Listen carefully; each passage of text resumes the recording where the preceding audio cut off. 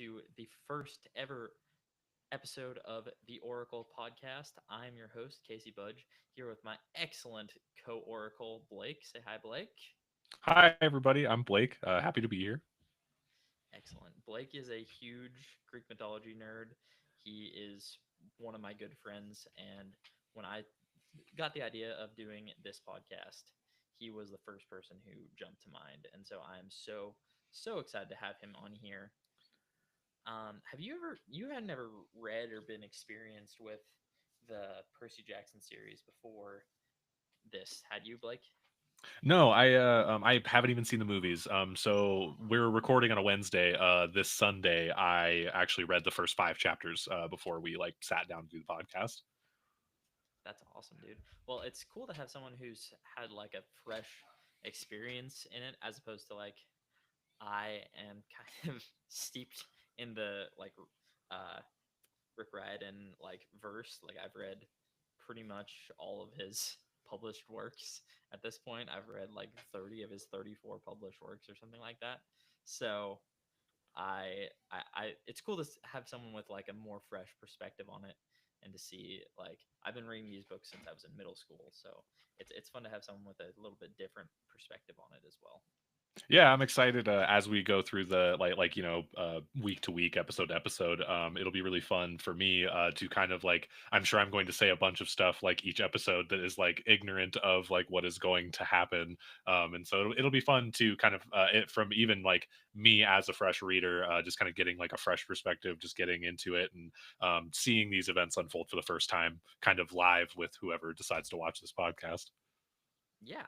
And just a quick spoiler warning. So the way that I'm recording these episodes, if you're not watching live, which if anyone's watching live, I haven't gone through and checked, but if anyone is watching live, thank you so much for watching. And if uh, anyone is not watching live or anything like that, we're recording these episodes in 4 episode chunks. So we're gonna stream for about 2 hours roughly, and then we will. I'll go back through and cut up the episode into 4 episodes, and those will be coming to your podcast feeds later in the intervening month. So I'll kind of break them up 1 episode a week from now on. I'm not sure how quickly I'll upload these. These might be backlogged a little bit just because of my work schedule is still a little crazy for the next month or so, but hopefully I'm hoping to have some free time to get those up maybe next week or the week after that.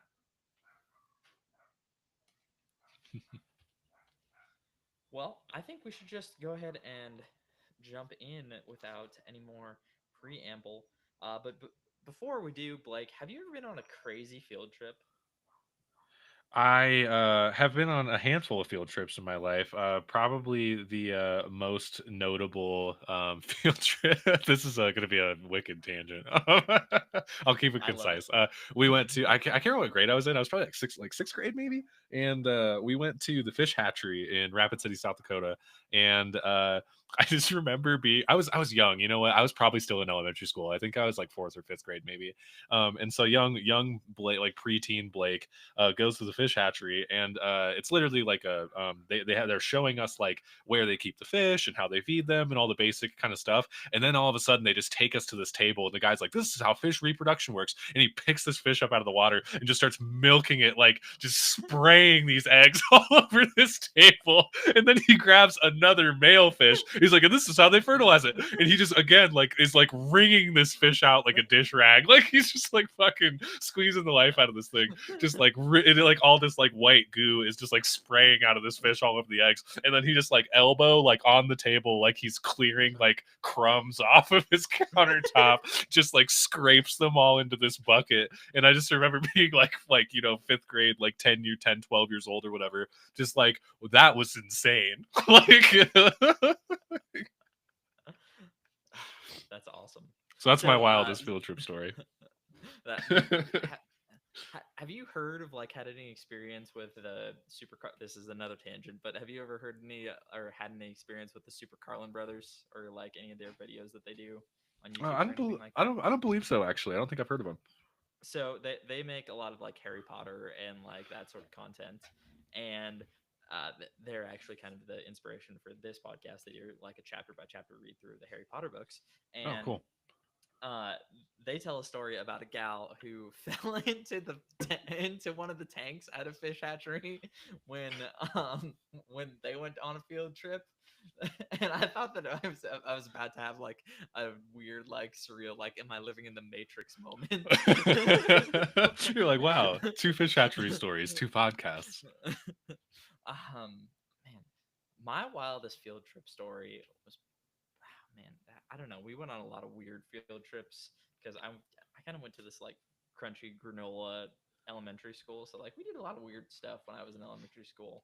It was wild. I can't think of the craziest one, but I will keep you posted on that one. Maybe I'll come back next week with or next month with a updated craziest field trip story. Maybe But Percy it's just Jackson's experience will jog your memory a bit. yes, exactly. So let's dive into it. What kind of do you want to do a quick summary run through of the chapter and what all happens to young Percy Jackson? Gosh, I am fresh. It's going to be Cliff Notes for sure. That's all right. So That's Percy, perfect. Percy lives, or Percy's currently going to like a boarding school, correct? Yes. Yancey He Academy.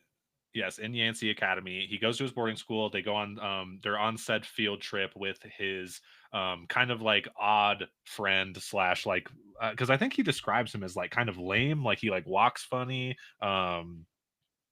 Grover, right? Yeah, Grover. Yeah, his friend Grover, who like walks funny, also kind of like an outcast nerd archetype friend. Percy's obviously not the most popular kid in school. Um, is it? I guess I'm sorry. I'm butchering the names because I'm still so green on this. But is it Clarissa? Is that the girl that like dislikes him? Which one's the girl that's like In kind of poking fun at them on the bus? so on the bus it's Nancy Bobbitt, Nancy. and That's right. Okay. yeah, and she is and I quote throwing peanut butter and ketchup chunks of peanut butter and ketchup sandwich at them, which I have my book all annotated. You can't really see it that well on here, but in the notes I say peanut butter and ketchup sandwich gross. My my son is obsessed with Coraline, and there is a part in there where like they're out of groceries, and his mom and Coraline's mom is like, "How about a ketchup and salsa wrap?" And weirdly enough, that sounds more appetizing than peanut butter and ketchup. I'm not sure what's On wrong with Nancy's parents. well, probably lots, but what's wrong with the people at this school where that like she's at a boarding school? Why are they letting her pack this lunch? Like they're out of boarding school. They're like, "Oh, we need to get lunch for the field trip." So like, I don't know, just put ketchup and peanut butter on bread, I guess. Is that what everybody had? Is that what like Percy and Grover also had peanut butter and ketchup sandwiches? Now I understand why these kids are all a little cuckoo for Cocoa Yeah, having Puffs. bad time. Yeah. So, yeah, Grover also has, so they're in sixth grade, allegedly. And Grover also has the start of a wispy beard on his chin. Just a little point there. It says that he is, quote, crippled, and he had some kind of muscular disease in his legs. But it also says that you should have seen him run when it was enchilada day in the cafeteria, which is excellent. I too love me a good enchilada. Are you a Um, green or a red man? Ooh, I like me some green chili just because I think it's tastier, honestly. Oh What yeah. about you? I actually just got enchilada stuff at the grocery store today, and I did get green enchilada sauce with green chilies. Excellent. We're in good company. George R. R. Martin, the author of the A Song of Ice and Fire series, really likes those too. So, you know, We're very good. we're in good company indeed. Yes. So, they're kind of talking. I think it's interesting that Percy like so Nancy Bobbitt obviously doesn't like Percy, but she doesn't go about it by teasing him. Like she doesn't provoke him by teasing him or by bullying him. She goes about it by grovering or by bullying Grover, which I think is interesting. She knows that like she's not gonna get under Percy's skin by bothering him. She's gonna get at it by going at his friends, which I think is an interesting theme there. Shows that Percy is deeply loyal to his friends and that it's an excellent way of characterizing him right out the gate as someone who cares a lot about his friends and is deeply loyal to his friends. Yeah, and it also like to like since I'm 4 or 5 chapters in, it also kind of sets Grover up as me as like a first time reader. Grover is kind of like off my radar instantly. Like he's just like a goofy crippled kid with a mustache in 6th grade. Like he doesn't like he doesn't necessarily sound like this book is titled Percy Jackson, not Grover Underwood. So like my brain is like, okay, Grover's just like some kid at school, great. Like Yeah. Percy seems like a nice kid. He's looking out for this Grover guy. Yeah, which is awesome. We go through so they go to the Metropolitan Museum of Art, and they're in the Greek and Roman exhibits. And some fun facts about the Metropolitan Museum of Art Greek and Roman exhibit. There is that may or may not become relevant in the near or distant future, so maybe possible spoilers for anyone who has not read the rest of the way into the book, besides these 4 chapters. But there is a bronze of a man and a centaur. There is there actually is a stele, which is a grave marker that's it's from Cyprus from the late 5th century, which I think is cool, and it has a big sphinx on the top of it. So Yeah, and I think when they do kind of the breakdown of the museum, when they're I don't remember how deep into that first chapter it is, but I feel like there was a cool description of talking about how like there was lots of like orange and black, gold and black pottery, and like that's something like I'm watching Hercules growing up, like the animated Disney Hercules. Like that's something that's like burned into my brain. Is like the second I see any sort of like pottery that has like that kind of black faced background with like orange or gold like silhouettes on it, is like instantly pulls me in, and I'm like, we're in Greece, baby. Like it's Greece we're in time. Greece, baby. It's time to put on our Hercules branded sandals. Yeah, exactly. I might get some of my And Hercules you're branded sports drink. wearing his merchandise.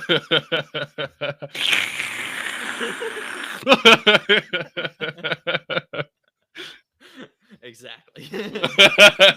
Need I say more? Need I say more? I think not. I think our loyal viewers will understand it exactly. Oh man. So there's a part later. It starts talking about Mrs. Dodds, who is just terrible teacher. Not great. As is revealed later, she's terrible. Um, she talks about how she wears a black leather jacket even though she's 50 years old, which is like fine, but it doesn't really matter. Yeah, um, I think that's like for me like it characterizes her as like somewhat like I don't know, when I think of a bad teacher, a classic example is one of my US history teachers in high school. um would have very much been the black jacket wearing type, and in my head it's like a person who like kind of acts like they're in high school even though they're teaching high school, and like is a very like unflattering position for like that woman to be characterized for sure. yeah, for sure. Oh man. So, sorry, I was checking something out quick. Um, it talks about how there was an incident where Percy had to erase workbooks until midnight, which is, but I guess he's at a boarding school, so like he can go right up and go to bed, but it's still crazy. And he said to Grover when he got back that Mrs. Dodds was human, and Grover looked at him and said, "You're absolutely right," and that proves to be uh, pretty true at the end of this chapter, I think. But I'm skipping ahead. We get introduced to the story of Kronos, who was the king of the Titans, and he uh, vividly ate his children, who were the gods, and his wife hid Zeus, the king of the gods, away, and then he fed Kronos a mixture of mustard and wine to make him throw up uh, the other gods, and scattered the Titans' remains into the darkest part of the underworld. So yeah, that's fun. And this is laid out by it's Mr. Brunner, Mr. Bruner, is that right? Yeah, Mr. Brenner. Mr. Brunner. And he because isn't this like the part where he's like pop quizzing Percy about this like Exactly. Chronos Yeah. myth, and Percy is like kind of forced in a position where he has to sort of like answer these like step by step questions, which like for like someone like me or you who's like probably like heard the story of Chronos before, we're like, okay, yeah, business as usual. We're cooking through some Greek stuff. We're like we're setting the tone. But I think it's like kind of a cool like sneaky way for the author to like the like kind of bring the uninitiated in. Like he does a good job of being like this is like what Greek myths kind of roll like, you know, like this is like almost all Greek myths are kind of characterized in some like bit of tragedy or like horror almost. And so like it's a cool way for him to be like pop quiz, what was Kronos all about? And it's like, oh, this guy cannibalizes children. Like and like a in like a way to for like a reader who isn't interested in Greek mythology or hasn't read a Greek myth like myth of any kind, to kind of come in and be like, whoa, stakes are high. Yeah. Yeah. Sorry, I got a wicked Charlie horse there for a minute. Yeah. So like Greek mythology is crazy. Like there's a lot of incest. There's like murder. There's fratricide. There's patricide. There's uh, an inherent cycle of violence, I think, to be talked about there, where like father kills son, or son kills father to take over his power, and that cycle has continued because what Mr. Brunner doesn't say here is that the reason that Kronos doesn't trust his children is because he took over the universe from his father Uranus, uh, who is like the god of the sky, basically. Like he is the sky, his entire body is the sky, and he took over the universe from him after he lured him down to earth with the help of his mother Gia, who is the earth goddess, and sliced him up with his own scythe. So this um scythe that Kronos has killed multiple, or not killed, but like cut up into 1,000 pieces, multiple deities, and been the instrument in usurping power from multiple different uh, lords of the universe, basically. So it's not just about father and son; it's about this cyclical violence that continues to go on, and I think that that is a good example of what the times were like. I mean, you have to look at the city states of ancient Greece to see that like fathers were killing sons, sons were killing fathers. There's a lot of crazy stuff going on in the history back then, and it speaks to their kind of mythology that these are the greatest beings in their mythology, and they're no better than us. We are still created in their image, and so it's kind of cool to see that ring through there. Yeah, and Greek myth is does such a good job of I don't know, I think that's something that Greek myth does that's very interesting just from like a just from a like a reader's perspective or someone just interested in the topic. The gods are petty, they're jealous, they're very very human. They all have very like they all have very obvious flaws and character issues. Like there's no one god that's like this dude is mighty and pure and perfect. Like there's nobody like that. They all have this kind of air among them that like makes them a little bit more identifiable or like relatable, I guess. And like because like Kronos was like straight up like prophesized, like he was told like, hey, someday your son will take your throne, he will become the ruler of the universe. And Kronos like is fearful in that moment. Like it's a very like normal human emotion to be like, oh, I'm gonna lose all of this awesome stuff I have, I need to like, I don't care what it costs, I'm gonna stop that from happening. Yeah, and that also another little side tangent, but that echoes the story of Perseus, the hero who Percy Jackson is named after. Perseus. I don't know if he talks about it that in this book, but maybe it's in one of the next couple books. But uh, Percy's mom talks about how he was named after Perseus, who is a real Greek hero from mythology, who is one of the only heroes to have a happy ending, the happiest and Greek that you can get as far as Greek mythology goes. But Oh yeah. his father was also given a prophecy that he would be killed by his grandson, and so he took all these steps to try and prevent it. But it ended up not working, and Perseus ended up killing his great or his grandfather anyway. So it's kind of a And nice talking about the coincidence. cyclical nature, Theseus's father, or I'm sorry, Theseus, Perseus's father, is Zeus, like he, next in the chain. Exactly. Yeah. So it's just this whole cycle, and Perseus also goes on to father several children, who some of which are the daughters of Heracles or Hercules, as it is. So again, the whole cycle. It's Zeus all the way down. It's what's the joke? It's Cheneys and Bushes all over again. If it works, um, that's what we say in horse breeding, which is kind of a messed up joke, but it's funny anyway.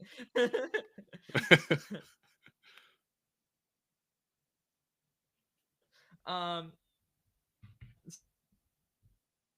so let's keep talking about the chapter a little. That's all right. So it talks about how they talk about that for a little while longer. He expects him to be as good or better than everyone else, even though he has dyslexia and ADHD, which I think is just a mark of a good teacher. Like, it just shows that Mr. Brunner really does care about them. He doesn't just let him slip through the cracks. He really tries to do his best for him.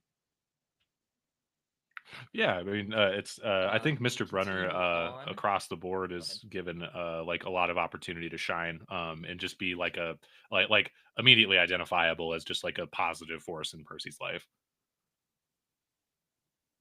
Yeah, I think that Mr. Brunner is just shown to be the only teacher who Percy really is able to understand and relate to well, and he also is the only one who seems to take a special interest in Percy. I mean, it says later Percy has been to 6 schools in 6 years, and he is just struggling so immensely. And Mr. Brunner is the only one there who tries to teach him and tries to work with him and encourage him to do his best.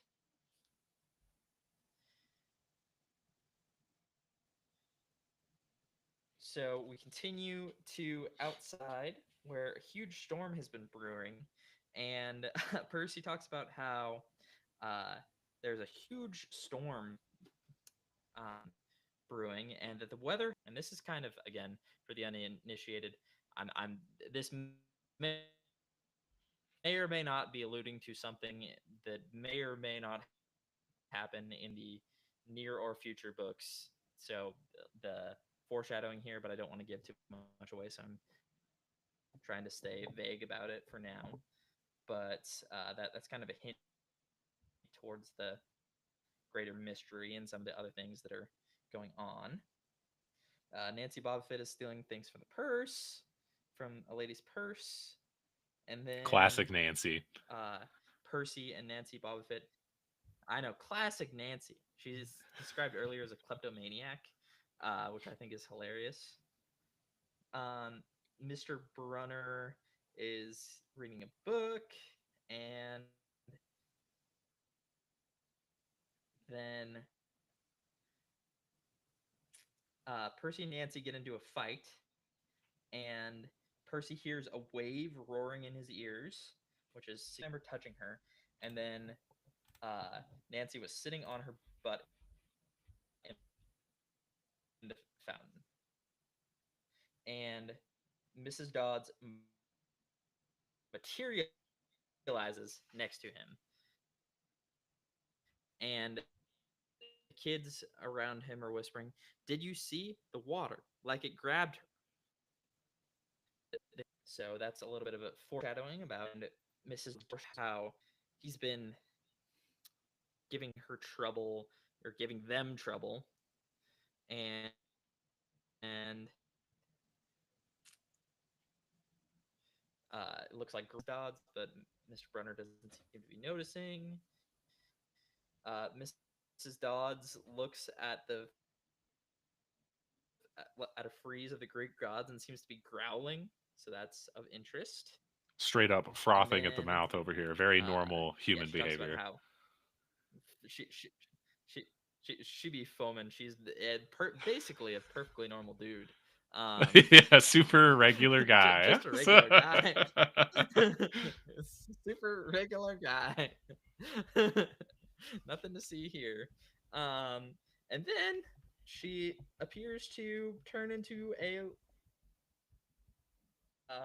large leather winged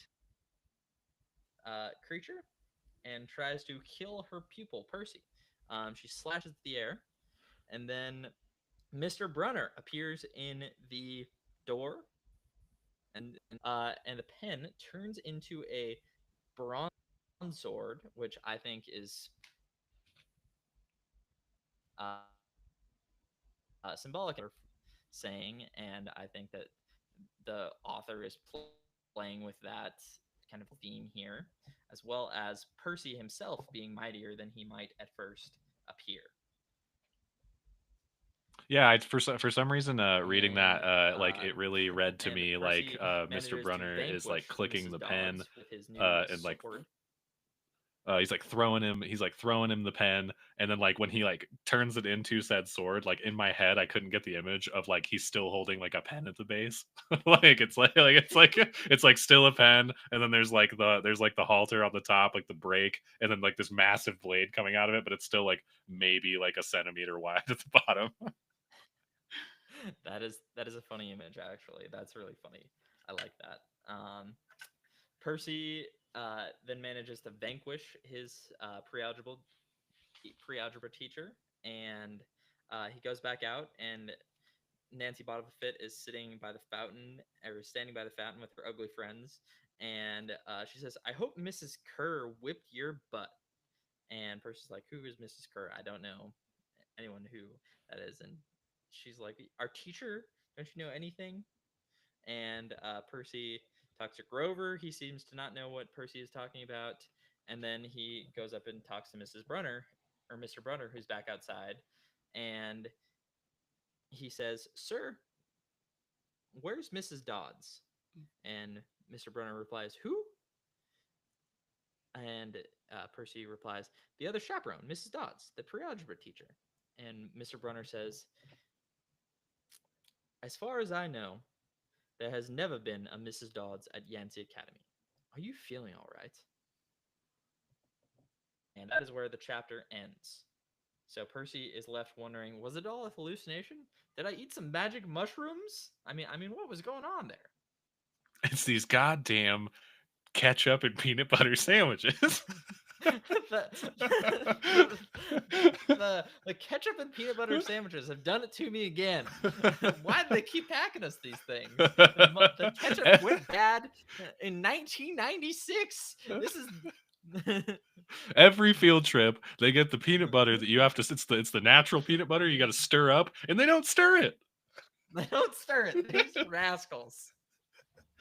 I got oil and crunchy peanuts with ketchup on sourdough bread. This isn't even peanut butter. They just chewed up some peanuts and spit it on my bread. And like the baby bird I am, I eat it for lunch every day. I eat it for lunch every time. This is terrible. At least it's May. At least it's May. Oh man. So this chapter plays with some of the some themes of identity, as Percy being as being an outsider, some themes of disguise and misunderstanding, which are all prevalent in Greek myth, especially in stories like the Odyssey and that sort of thing. Like not realizing who people are, or magical disguises are huge in those kind of stories, and I think that it is cool that this story continues to play with that. Yeah, Percy Jackson is very obviously written by a person who is like, Greek myth is so cool, I'm going to write 32 books about it. Exactly. Yeah. I mean, and he did, and he has, and most of them are good. They can't all be winners, but I've only read 5 chapters of one so far, so I guess we'll see how deep I get. So some people say we're in the best of it right now. Some people say that it's all downhill from here. I like a lot of the book. Like I don't know. There are a lot of people who talk a lot of smack on some of the later books in the series, but I really like I really like the uh Percy Jackson series. I think that it is super fun to I don't know to see Percy grow up and to see him continue in his journey and then to expand outward of that. But I'm getting way ahead of myself. We just finished the first I am chapter, surprised. I but am really it's surprised that Percy Jackson did not have the sweeping appeal that Harry Potter did. Because like congruently speaking, like it's I guess Percy Jackson technically starts the story. At least in my understanding, I've only read the first two Harry Potter books. So I'm not a big Harry Potter guy, I'll be honest. But my understanding, he does start the story quite a bit older than Harry Potter does in his first book. And so maybe that's like the divide, is that like people didn't like start reading these books at like the certain age that like Harry Potter was able to get people in, and then they were able to kind of grow with the story in a sense. And so I wonder if like the kind of later start, so to speak, with Percy Jackson might have been a barrier to that. maybe I do think that part of the issue there is a screen adaptation, like a good screen adaptation, which we're kind of getting now. I like the Percy Jackson uh, TV series that they're doing so far. We'll see how the next chapter is coming out in December, so we'll see how that goes. But the first two movies that they made were really bad. Like I don't know. I don't like to bash on other people's work a ton, but it's I really did not enjoy the movies. As like a Percy Jackson fan, I felt like it was not a good edit. Like they weren't very good adaptations, and so it was disappointing because like we had like the perfect Harry Potter adaptations, and then um the movies for Percy Jackson just flopped. Like they were not good box office wise, they weren't good fan wise, they weren't good as standalone stories. It just wasn't good all around. And I might be wrong in assuming this, but is Percy Jackson is the movie adaptation the same dude from Maze Runner, like the lead actor? I think he is, yeah. I think Because so. I like I don't know like how far apart those movies came out. I should probably Google that because maybe this is like hindsight speaking. But I feel like me as like a casual movie viewer who had never heard anything about Percy Jackson, like by the time Maze Runner came out, like I was like having a hard time like distinguishing these properties from each other. I was like, I don't know, like these have the same dude in them. I don't know, like are these the same stories? Are they not the same stories? And I could see that being like a similarly confusing point for like the uninitiated, like people, because people could go see a Harry Potter movie and like Daniel Radcliffe is in nothing else. Like he's only in Harry Potter for years, and so like I think stuff like that Well, he was can in the lead to like Equus play where he was naked. lots of people really showed out in droves for the Equus play and probably had similar confusion, I think. They were like, I thought this was Harry Potter. They're like, wow, where the fuck is Ron?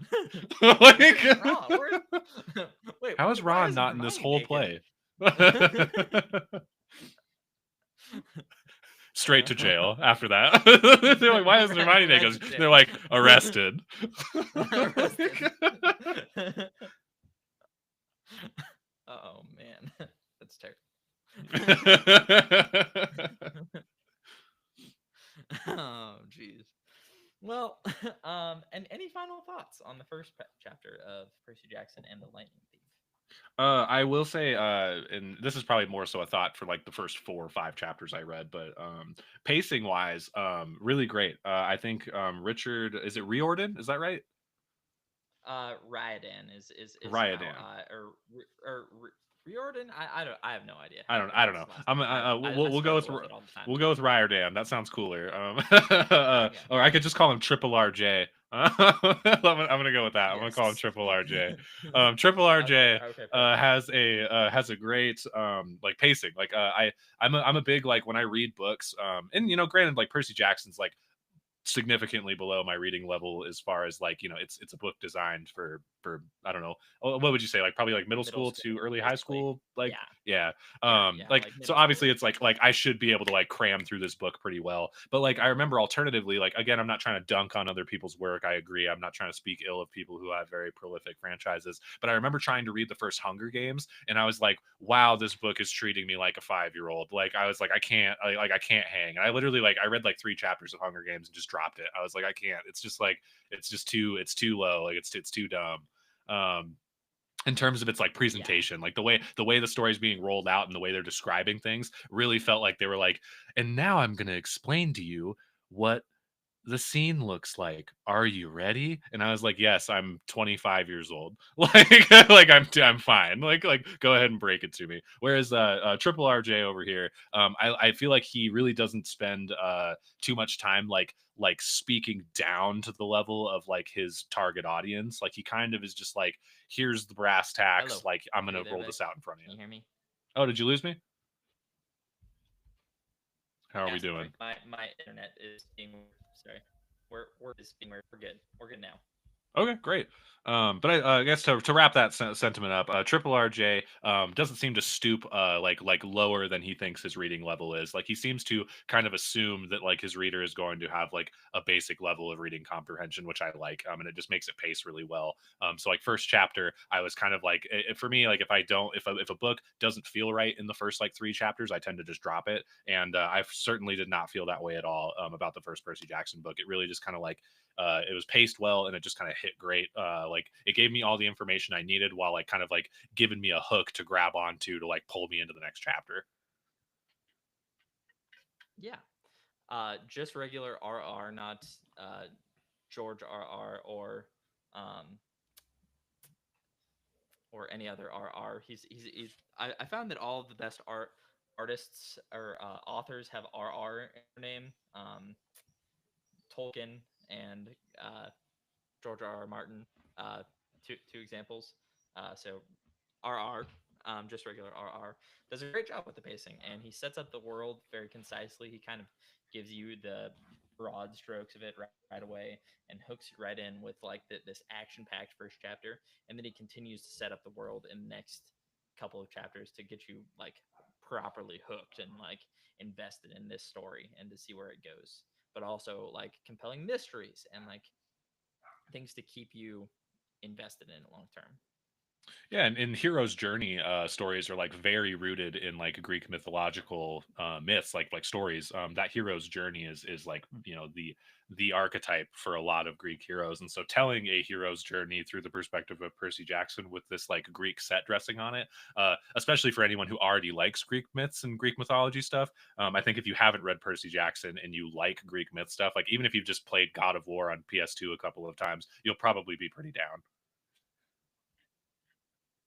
Yeah, I think that it's a very accessible series that it's I don't know, really easy to get into, and it scratches my brain in the right way that I really enjoy it. So if you haven't read Percy Jackson and you're looking for an entry point in, listen to this podcast and then go and read the Percy Jackson books, and you can follow along with us as we go through the books, and it'll be like a book club. We'll read uh, a chapter a week basically. So nice easy pace. Yeah, and for those of you who have already read, you can laugh at me the whole way while I'm being like, "Oh," and I'm theory crafting and being a silly guy. And the people who haven't read, you can hang out with me on the journey as well, and we'll read like 5 chapters a week and see where we get. Exactly. So I think to wrap up our discussion of the first episode, um, we'll move on to the second episode. Three old ladies knit the socks of death. This is one thing that I love about the Percy Jackson series, because like other series have like names for their chapters, but I think that Double R does does an excellent job of just like naming his chapter titles to hook you in too. Like it's just another thing that is phenomenal. So the three old ladies knit the socks of death is the name of the second chapter.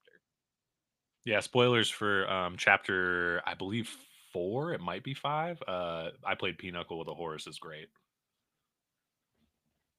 I played Pinochle with a horse is a phenomenal thing.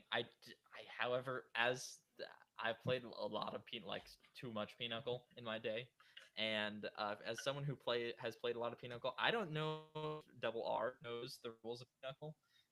So it kind of bothers me reading it, but that's beside. Or maybe I don't know the rules of Pinochle, and Double R does. But I felt the either same. I felt way, the same way it's not. actually, because I grew up in a big card playing household. Like we would go visit my grandparents in Washington all the time, and like big card playing household. Like and it wasn't like just Pinochle. We played like all kinds of like every single card game that anybody ever wanted to play while we were there for like our week vacation or whatever growing up. But I did play lots of Pinochle, and I also like reading the Pinochle sections of this book. I was like, I'm not sure if that's how we played Pinochle. I don't know. Maybe we're playing different versions of the same game, but I don't think you know Pinochle, my man. Yeah, Triple And that RJ. Be continues honest, to you ever be play Pinochle? and that continues to be true throughout the book series. So if you're here for cutting edge Pinochle gameplay commentary, do not come to the Percy Jackson series. I fear that you will be sorely disappointed. I'm gonna shit a brick if in book 2 they're playing like golf. Continue to play Pinochle all the way through the sequel series and stuff. They love Pinochle. Oh, cool. So it's just the Greek god's favorite card game. Yes, exactly. Spoilers, spoilers, spoilers. If anybody ever Haven't reached asks out me to yet. break down Percy Jackson after this, I'm gonna be like, oh yeah, it's this book about a kid, like a junior high age kid, and he plays Pinochle against all the gods of Olympus.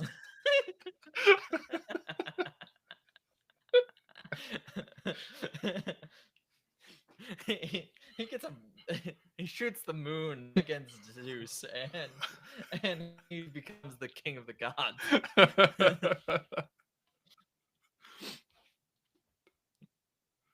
Oh man.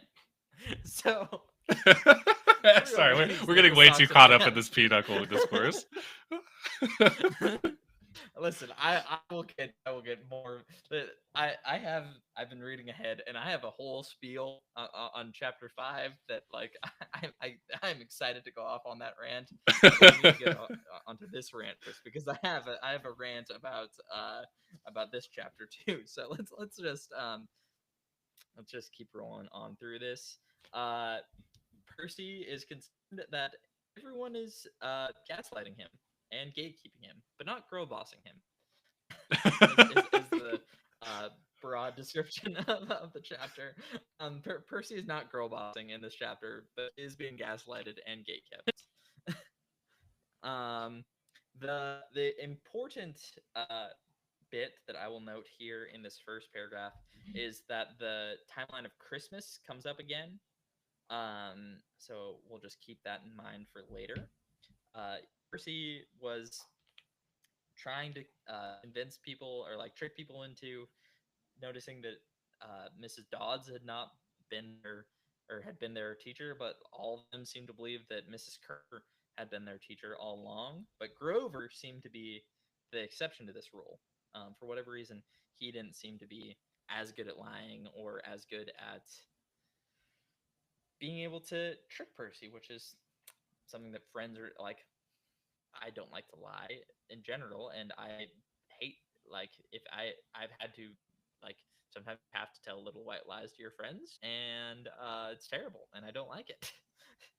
I just picture Percy constantly like giving Grover like the Dwayne Johnson eyebrow, and he's just like looking at him. He's like, "How was algebra today, Grover?" Rover. How about that algebra? um, You cracking lots of problems with Mrs.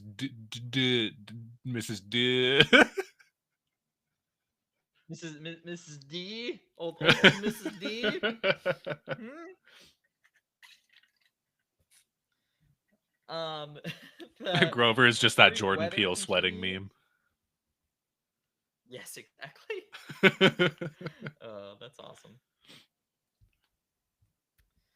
So Percy talks about how the uh, weather seems to be continually weird. Like tornado touchdown like 50 miles from Yancey Academy. Small planes are going down, which is weird. So that And seems to we're be not in Kansas, some sort of everybody. theme going on there. We're in the Northeast. Yeah,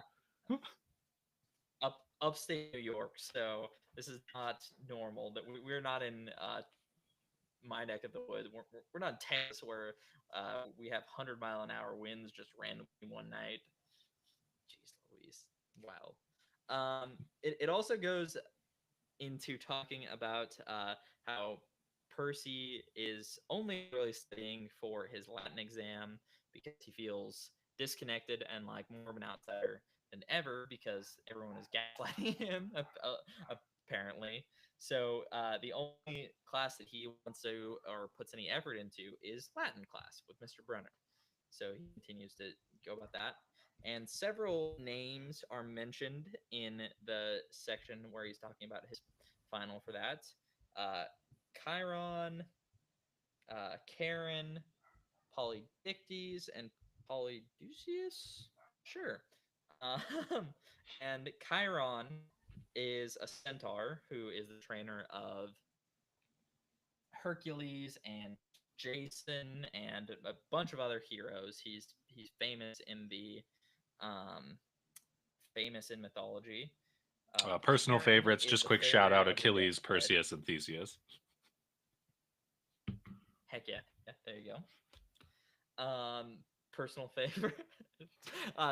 This is for the fans who have read uh, later in the books. But my personal favorite hero that has been trained by Chiron and his ilk is Bob, the merman. We'll get to that at some point. Um, Charon is the farrier of the dead, so he rows people across the river Styx. That's a cool mention of him this early in the series. The first P name that I mentioned earlier that I'm not going to try and pronounce again is the grand or is the oh yeah, he is the guy who kind of takes in Perseus and his mother in the legend there, and he is eventually killed by Perseus. And the second P name is one of the Gemini twins. So that's what I know about that.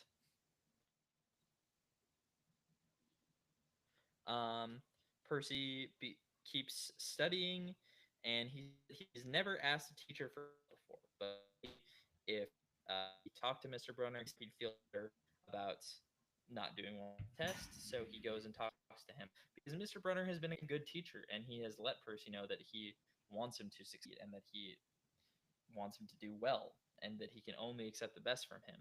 So Percy does like Mr. Brunner has put in the effort, so now Percy is putting in the effort back, and that's a cool thing for teachers to do. Yeah, But a when quick Percy shout is out to going my to physical go, science teacher from freshman year of high school, Mr. Rich. Made all the difference. Only reason I ever gave a shit about science in school was because of that man. And I hope everybody is as fortunate to have a Mr. Brunner in their life that like pulled them aside and was like, "You're smart and you can do things." yeah, heck yeah, everybody needs to be told that they're capable of doing things because you are. If no one else has told you, I'll tell you. You are smart, you are capable, and you can do things. And I'm not a cool wizened Latin teacher. I don't know that much Latin besides I don't know all the terms that I use in my everyday life because veterinary medicine Lots of uses a lot of Latin Latin terms, but in my day. lots of yes, which is funny actually. But here we are. But as Percy is going to go ask Mr. Brunner a question, he heard his friend Grover talking to Mr. Brunner, and Grover says that he is worried about Percy, and he says that Percy will be alone this summer, and he mentions a kindly one. Now, Blake, do you know what a kindly one is? Not off the top of my head. Well, a kindly one, and this may or may not be spoilers for past or future, or somewhat future or might not be spoilers for any point in the future, but they are a nickname for the Furies, which are three goddesses of vengeance and justice and hatred in the underworld, and they are some of Hades' most uh, loyal minions, basically. And the kindly ones are what people would call them so that they wouldn't offend them. Okay, gotcha. Because yeah, I And then they for the also, uninitiated, I do. There is like a big like names carry a lot of weight. Like speaking people's names into existence has a very Voldemort like quality in this book. yeah, it's I think you'll find it like in a lot of Mr.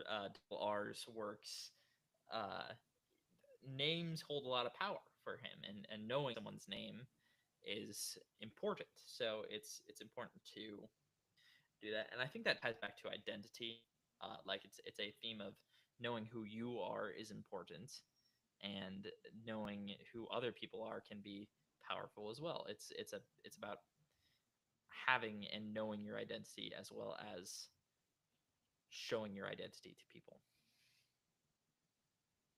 We might be But they detecting a also theme here. mention that themes have been detected, unlike the producers of the Game of Thrones show. These do have themes. This is an eighth grade book report. Um, Hi, I'm Blake. This is so Casey Budge, they and welcome to also our eighth mention grade book report. exactly. Hey, this is a book about a sixth grader, so calm it down with your high level language there, sir.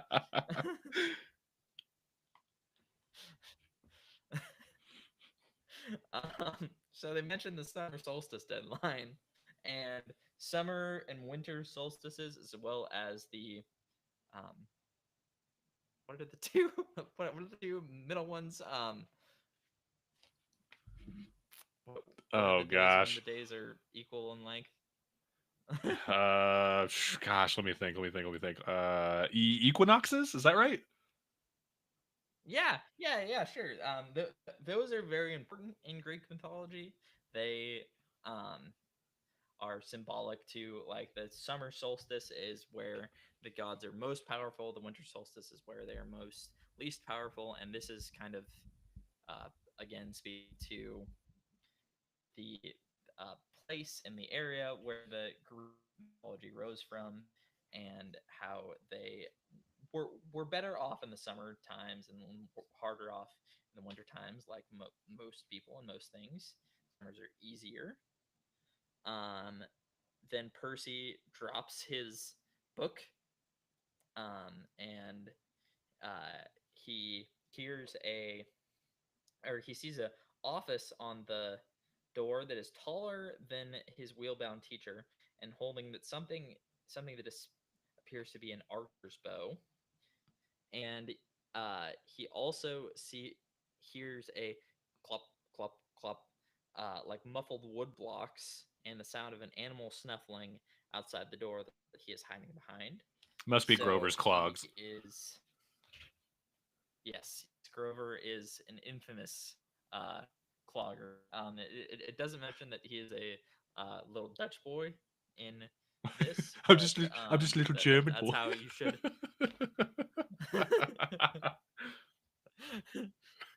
Every uh, time if we read any quotes from Grover for the rest of this book, can we please do it in like Grover's little German boy voice?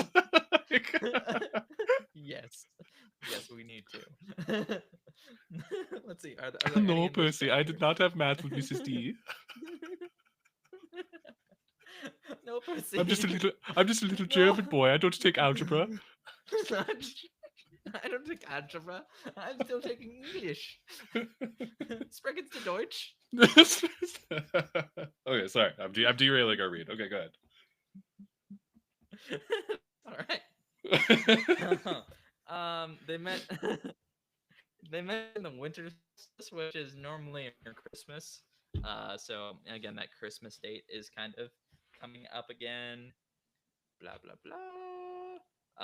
Grover is Grover asks if Percy is okay when he gets back to the dorm room because Grover went back, and uh, Percy's like, "Yeah, it's fine." Percy and Mr. Brunner talk about leaving Yancey, and Mr. Brunner says, "Don't be discouraged about leaving; it's for the best." So a little bit of a fumble, but he's trying. Like Mr.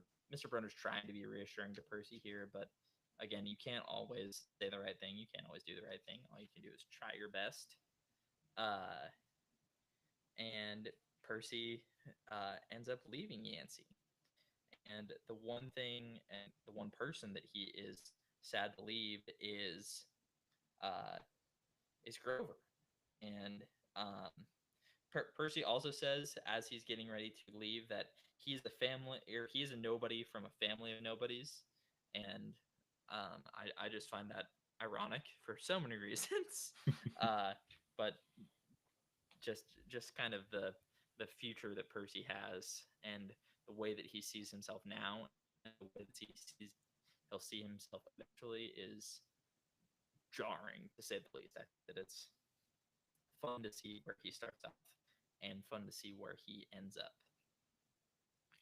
Yeah, and a nice So, especially like six, like when you're in the, I don't know, like maybe middle school is a little too early to be like to like I mean maybe not, honestly. You're in formative years, right, like you're in this like pre-adolescent phase of your life where you're kind of becoming the person you're going to be, and it's very easy, I think, for a lot of people to feel kind of like guidanceless in those years, especially if they don't have like strong mentor figures around and things. Like I think it's a very identifiable trait of Percy's to be like, I'm just some dork from nowhere that can't do anything, and then you have people around him like Mr. Brunner kind of setting the stage for like, hey, you might be some dork, but you can do things and you're going to be important, like whether you want to be or not.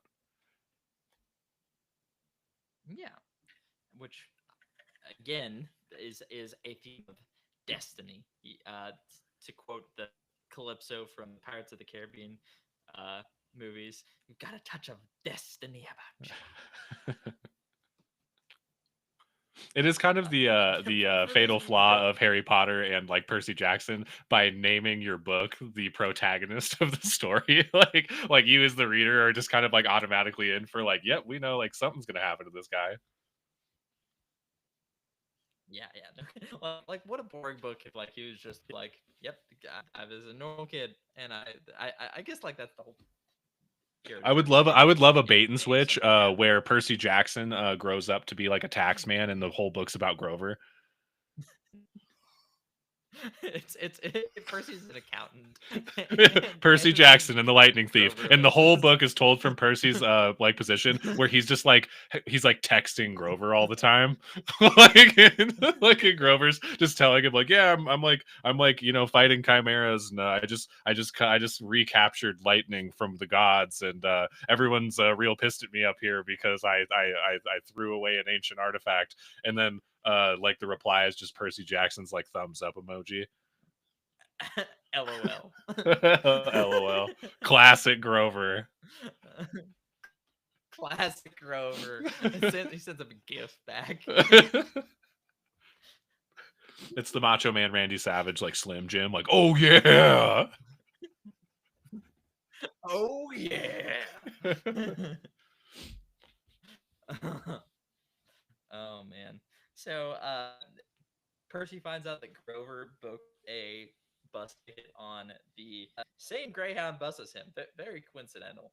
And as they are on the Greyhound back to the city, Grover talks about how he has to protect Percy, and Percy gets kind of offended by this because Percy has been the one who's been sticking up for Grover and trying to protect him and trying to be there for him, and Percy is a, like he's been getting in fights all semester to try and protect Grover. The thing that got him pretty much expelled was a fight over Nancy Buffett dumping her lunch into Grover's lap. So, like, Percy's understandably a little bit upset about this, but Grover hands him a or a card that says Grover Underwood, keeper, Half Blood Hill, Long Island, New York. And I haven't read these I haven't read the first book of this series in a while, and when I read that, I I literally got chills with how good, like how excited I am about that, because like there's so much yet to come in this, and it's just the first mention of Half Blood Hill, and it sent shivers down my spines, and I know that a lot of people will probably share that experience. Like it's so good to be back in these books. I haven't read it in so long. It's so good. Um, so we continue. The bus breaks down beside a roadside stand where three old women are sitting with like a bounty of fruit and delicious looking cider, and like uh, they've got all sorts of fruits. And I wanted to take a quick detour into mythology time, which is the presence of three old women in mythology. I have a whole list here. The Fates in Greek mythology, the Grey Sisters, also from uh, Greek mythology, the Norns, who weave the fate, that is from uh, like Scandinavian, or excuse me, that's from Norse mythology. The Weird Sisters from Macbeth. There are Hecate is often portrayed as a triple goddess.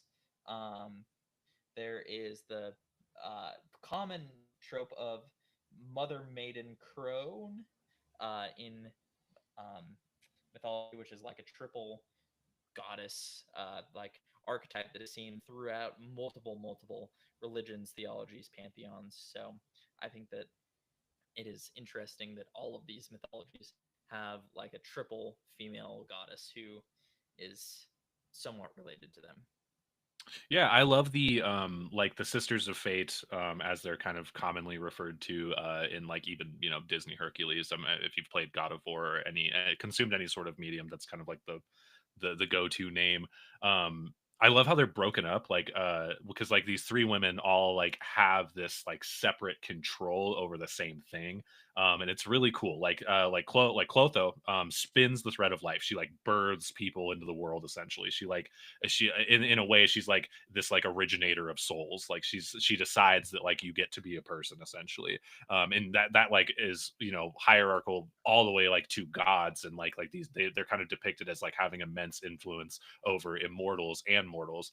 And then Lachesis, the like middle sister, measures the thread of life. So like once the like the thread is like woven, Lachesis decides how long it's going to be. So she like gets to like like basically it's coming out of the mill, it gets to be like 3 feet long, and she's like, all right, that's all you get.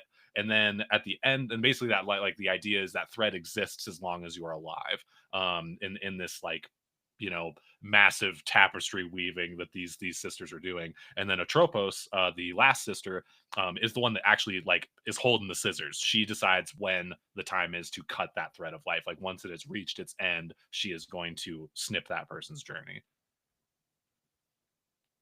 Yeah, it's checks and balances. It's uh, in lots of myths, the three sisters of fate have more power than even like Zeus or like any gods and titans. They rule above the Olympians and everyone else, because they are fate. They rule fate, like they are a higher law. So I think that that is very cool as well. Zeus and the But boys they're are getting sending those making girls a fruit basket and a Christmas card every year. every year they're getting the nice chocolate. That they're getting the nice thing of chocolates. They're getting stuff at Christmas too. I mean, every time. Never missed a birthday card. Saturnalia, they're getting a extra big goat head for Saturnalia. Yeah. Um, so so these three sisters are knitting these huge pair of socks, which I think is hilarious that it's socks. um, I don't know why, but that's just funny. And they're looking straight at Percy, and the middle sister, which anachronism. It's supposed to be the end sister who cuts the thread. 0 out of 10, -6 stars. Um, Garbage book.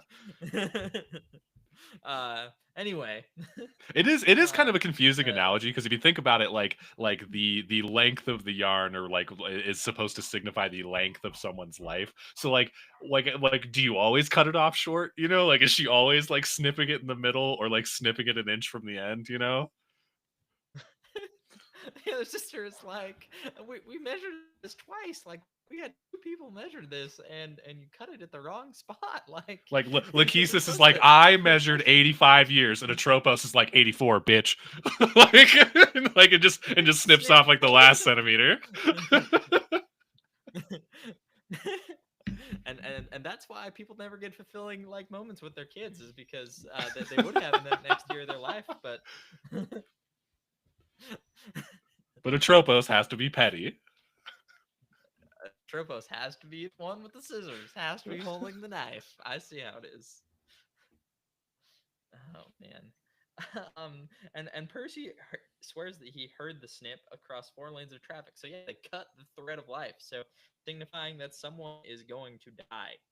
Uh, which I think is an excellent piece of foreshadowing and extra excellent work by Double R to kind of foreshadow that a loss or a death is imminent in the future.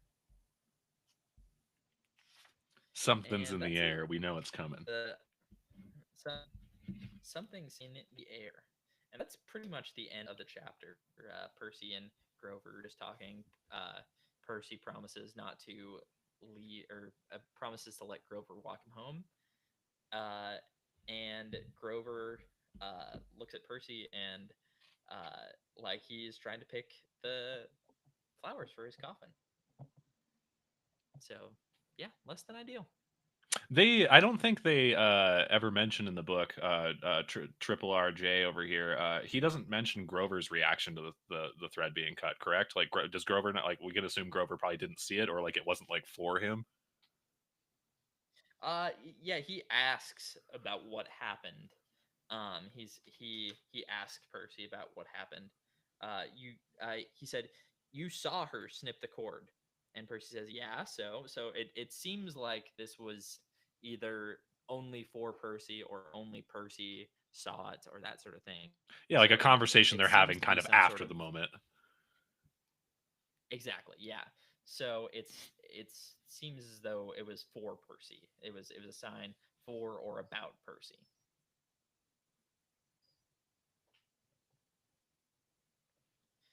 So yeah, and any last thoughts on chapter 2?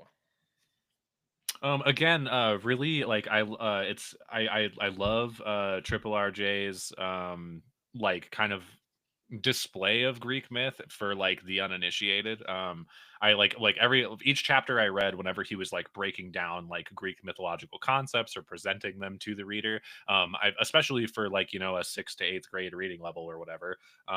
It's cool to see him like grab these concepts and kind of like streamline them in a very like through a simple analogy, very quick and to the point. It's like it's not going to sit here and break down every single square inch of it for you like you're stupid, but it's like going to give you like just enough information to a pique your interest and be like, oh, what is this about? But b like if you don't know anything about Greek mythology or anything, like you're still getting sort of like the gist of like that these three women are important, that these three women are representative of something. Yeah, I mean, this is not like a terribly long chapter. Like the first chapter was so action packed and longer than this first one is. Uh, but this chapter seems to hold the same weight and the same uh, narrative purpose as the first one. So it placed a lot of emphasis on these sisters without them having to have a lot of page time or a lot of screen time. It's really quick and concise, and it really makes the um, it gets point across the point that these are important.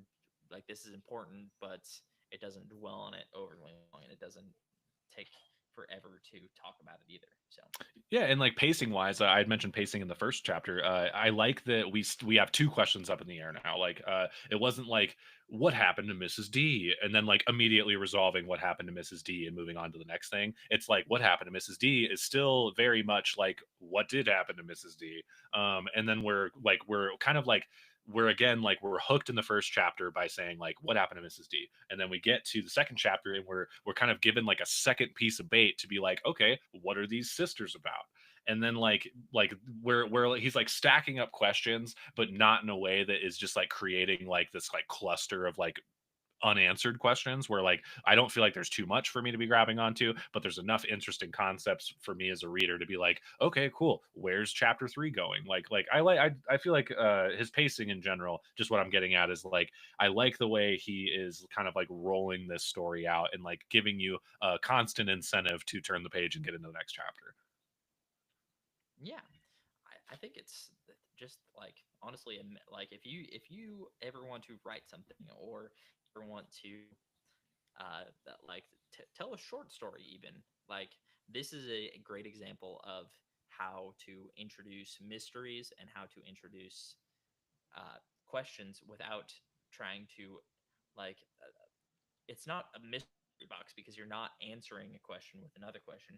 You're introducing another question that is tangentially related to the first one, but it's not you're not answering it right away, and you're also keeping your reader hooked long enough to continue that along. So it's a nice like transition. And what I know as since I've read like most of the book is that he continues to do this. He strings it along so that as soon as you get the answer to one question, you're introduced to another mystery, and it continues to keep you interested the whole time. So it's a very well paced book. Like that's the long and short of it.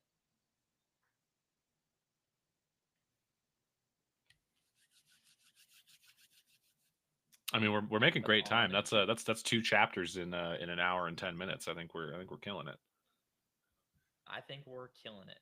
And now we get to see Grover lose his pants unexpectedly. And his clogs. And his clogs. Where have my clogs gone?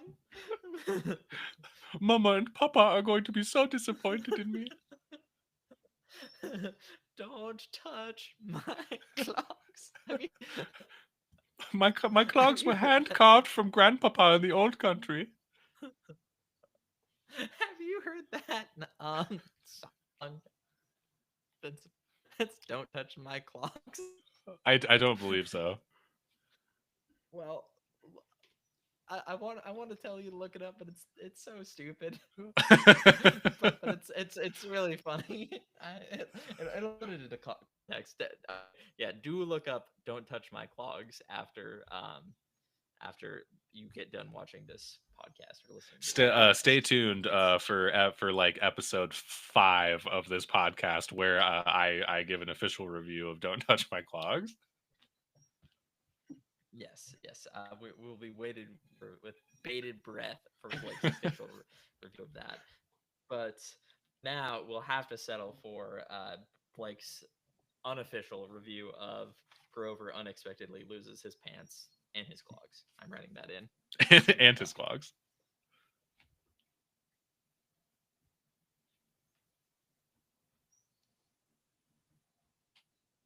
All right, Blake, you're up. What happens in Blake or in Grover unexpectedly loses his pants?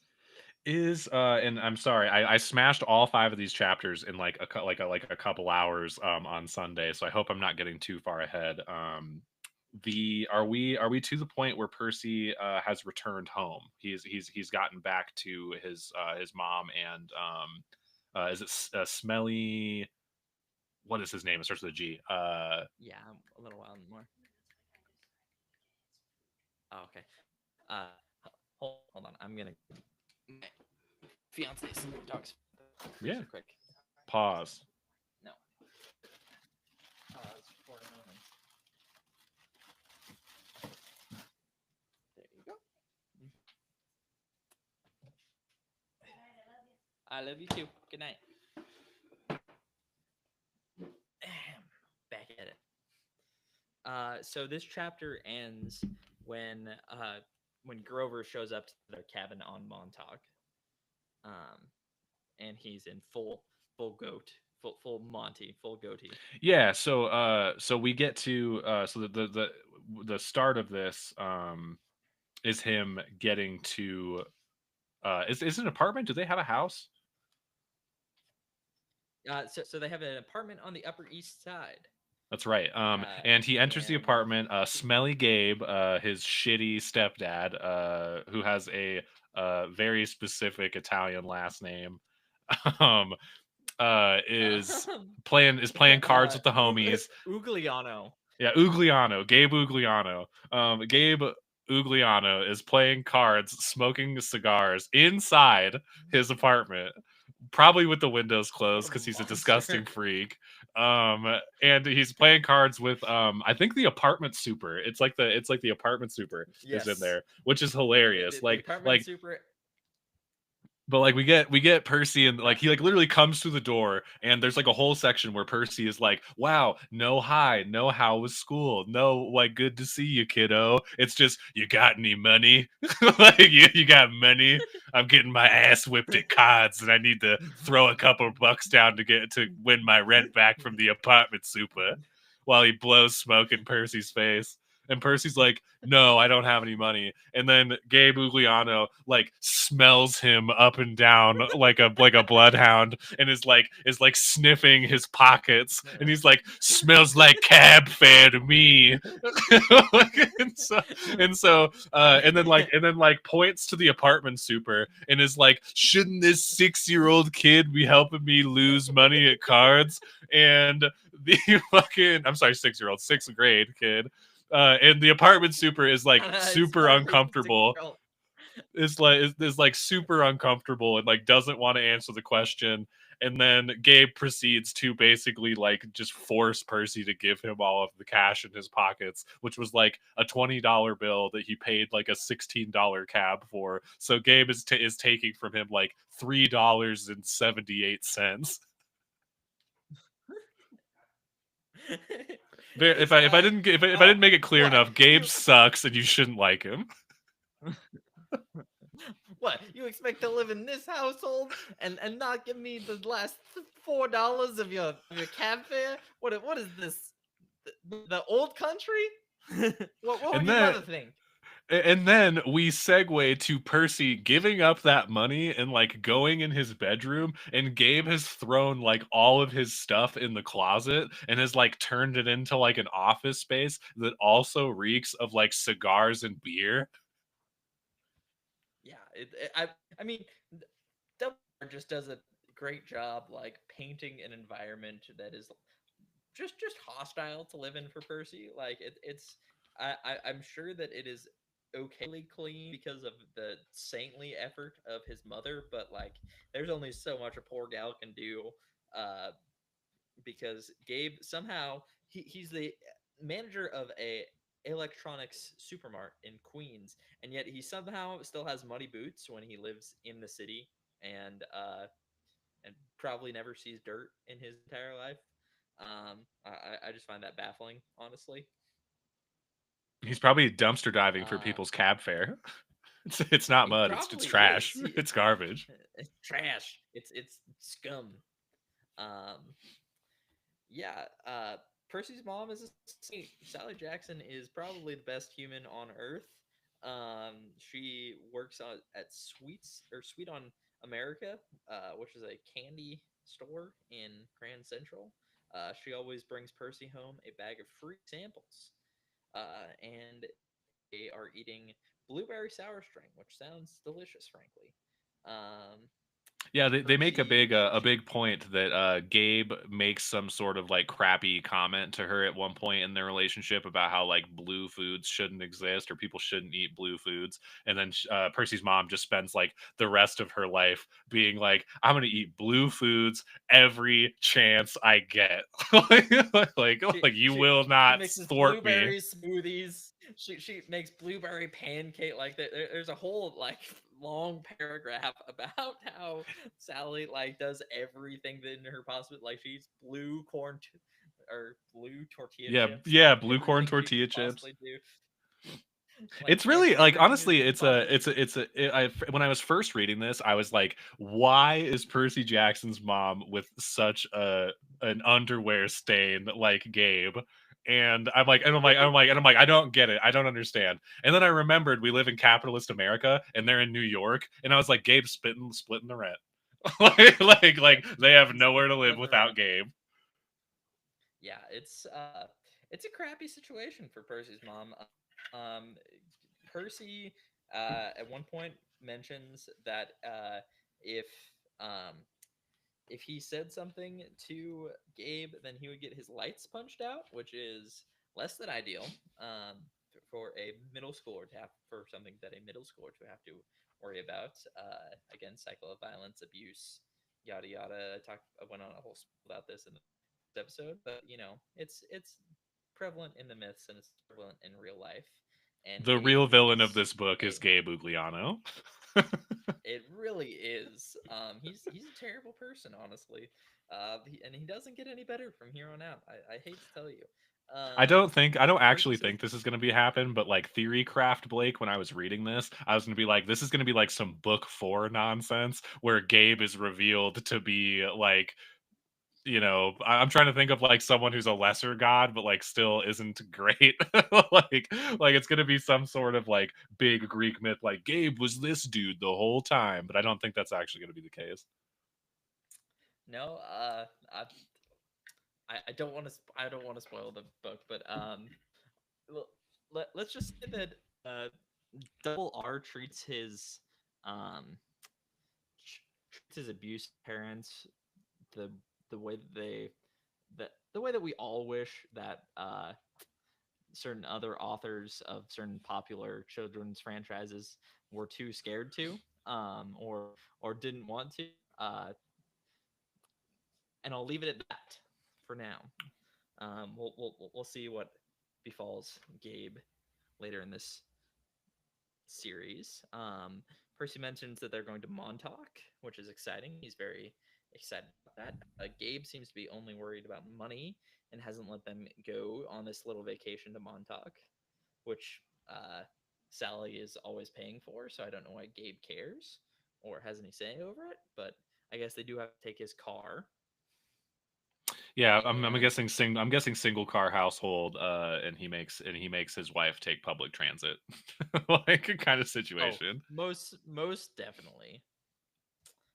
Do you want to continue with your synopsis, sir? Yeah, I'll try to not get so hung up on Gabe being a piece of shit. we'll, Oh no, we'll start. that is perfectly reasonable.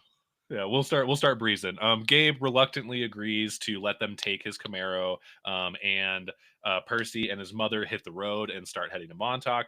They get to this like beautiful vacation cabin that they rent every year, every single year. I can't remember how long they go. It's like a week or something like that. But they go to this cabin, and I don't remember if this is the first time that Percy hears the story about his dad. I think it is, because if I remember right, um, they're on the beach, and Percy's mom tells him, "This is like where I met your dad. Like I come here every year because it's like it's a good it's just a really like pleasant place for me to remember your dad." And Percy's kind of like waxing poetic about his dad for like a couple of minutes, even though he's obviously never met him. And that's when Percy's mom drops the bomb on him that like his dad left before he was ever born, like literally has never even seen infant baby Percy. And like that really stings. Like Percy hates that. Like as soon as like he finds that out, it just like pits his stomach, and he's like, wow, my like this dad that I've kind of been like yearning for or wanted in my life, that I thought like at least had the dignity to like watch me be born, literally just like left my mom when she was, X months pregnant. Which I could agree, I could totally understand that standpoint. Like this idea of like, oh, my dad was here when I was born and got pulled away is like much more comforting than the idea of like my dad didn't bother to stick around until I was born. Yeah.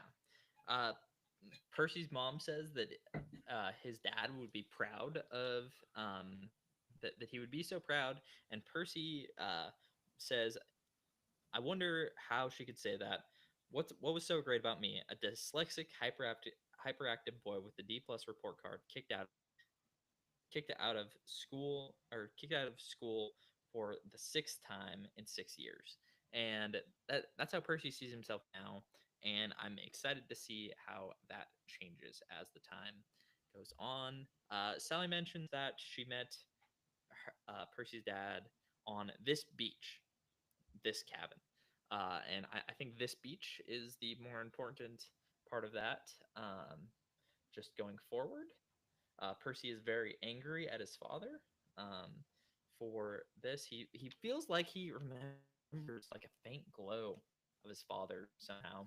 Like he seems to have this image of it, and he can't decide if that's like another hallucination. Like Percy has been seeing all this crazy stuff lately, and he's having a hard time like comprehending what's real and what's not. So he's another thing is being thrown into question of what's real and what's not, and he's struggling with that. Yeah, Percy straight up just went from Percy like, I talks. just killed a harpy with a bronze sword slash, Bic pencil or pen, and now I'm not really sure if I've actually seen my dad or not. Yeah, Percy thinks back on because Sally talks about how Percy has to go to boarding schools that are far away from her, and she talks about how it's for his own safety.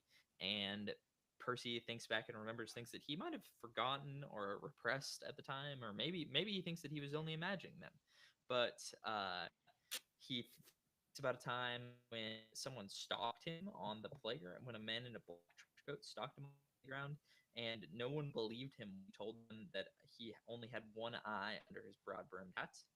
He also thinks about a time when he was accidentally put down for a nap in a cot that had a snake in it, and Percy um, had He strangled it to Hercules death that thing. while he was well, he only half Hercules did because Hercules did it to two snakes. That's fair. So That's half fair. credit for Percy.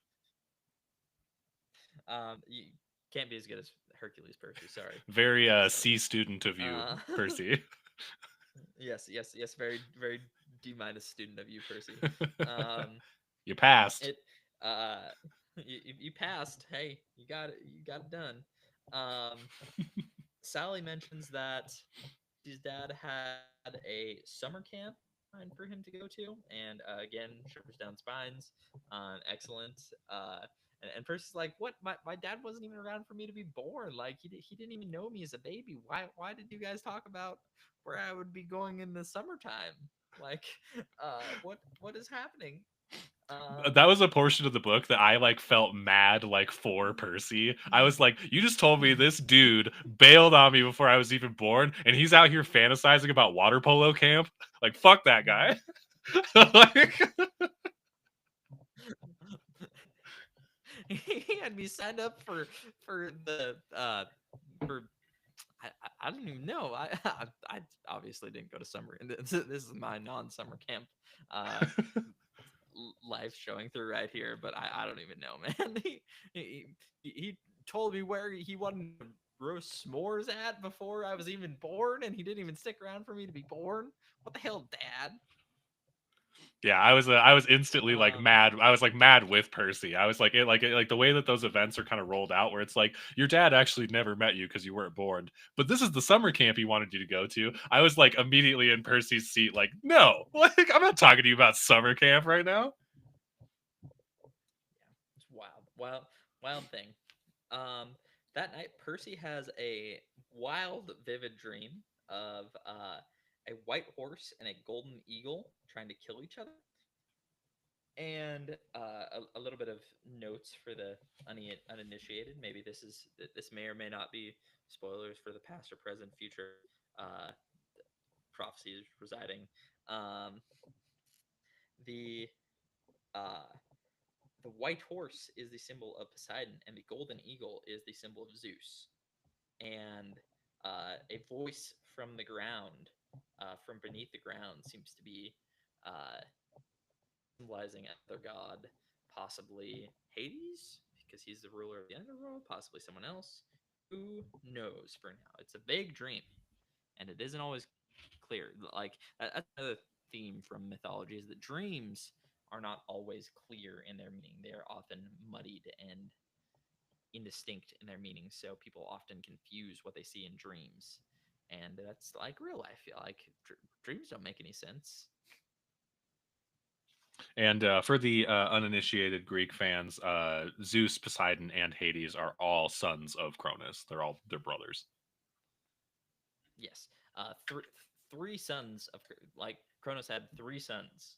Another instance of the 3. Like it's a powerful number. It is prevalent in many mythologies and many theologies and many all of it. It is keeps it's gonna keep coming up. You gotta have a Very tiebreaker, keeps people honest. good. Exactly. Uh, so Percy wakes up with a loud clap, and she said, and he looks over at his mom, and she says that it's a hurricane, which is weird because Long Island doesn't get hurricanes that time of year. It's crazy. But the weather has been angry, and Percy hears a distant bellow of an angry, tortured sound that made his hair stand on end. And there's someone yelling and pounding on the door of the cabin. Percy's mother sprang to the nightstand and threw open the lock, and it was Grover. Grover doing here. He's been searching all night. And he asked Percy, "What were you thinking?" And Grover and Annabeth, uh, or sorry, not Annabeth, it's Force Habit. Uh, Grover and Percy's mom are like talking like they know each other, or like they kind of know each other. And Grover uses the words "ozu kai aloi theoi," which is Greek for "O Zeus and the other gods," which I think is cool. And he says that something is right behind him.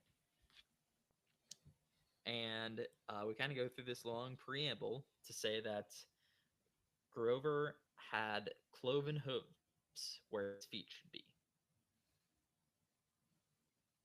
The clogs come off.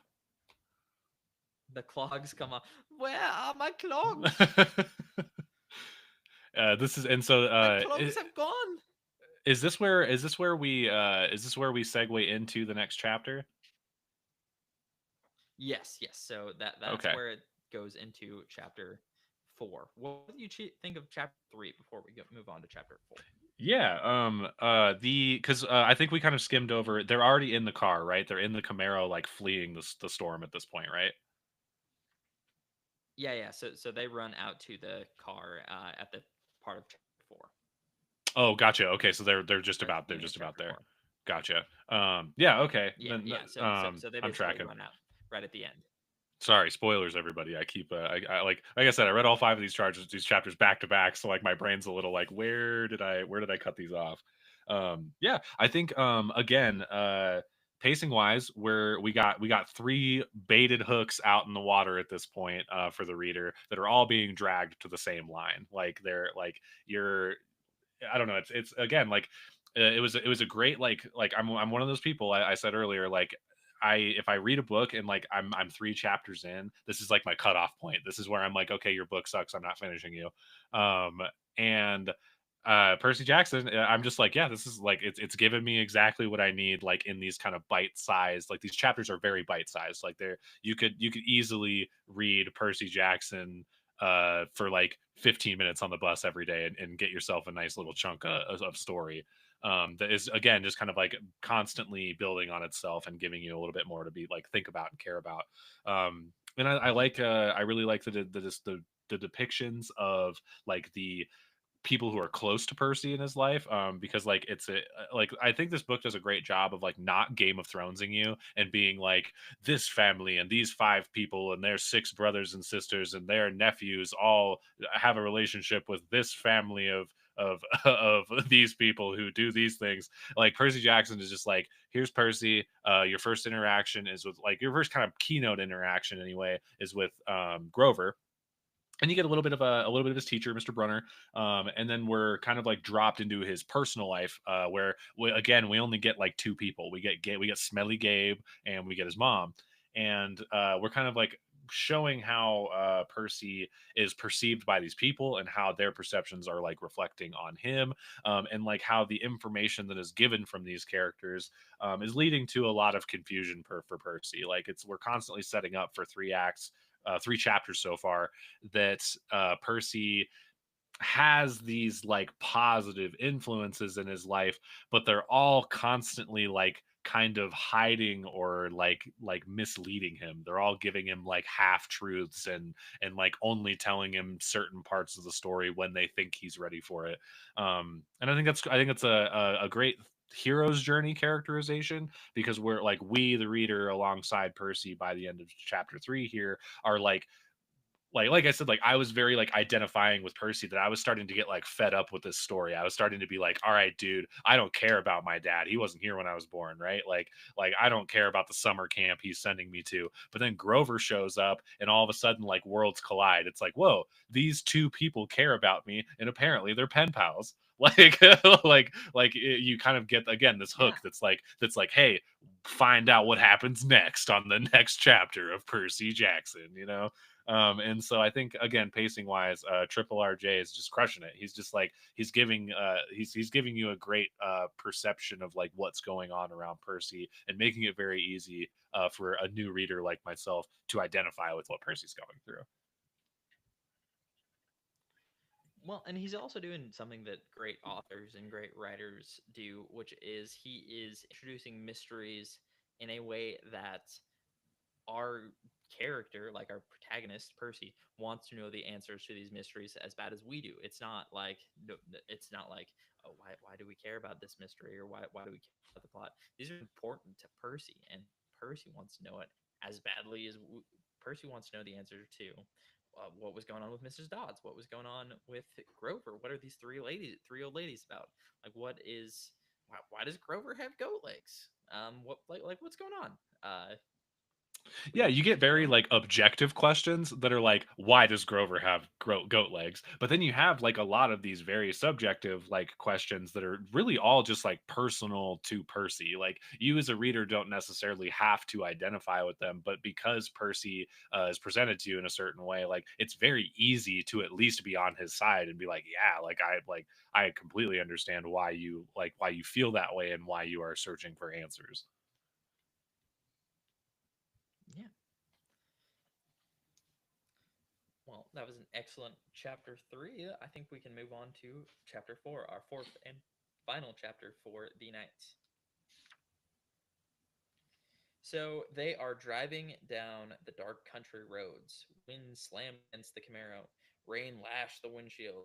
And Percy doesn't know how his mom can see anything, but she kept her foot on the gas.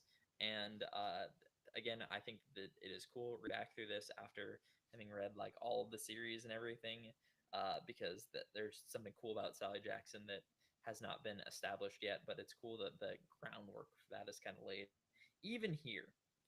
And they talk about how Percy slanders Grover by saying that he is a that from the waist down he's a donkey.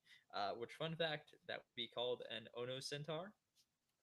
Um, but he says that he is a not an Ono centaur. He is a satyr.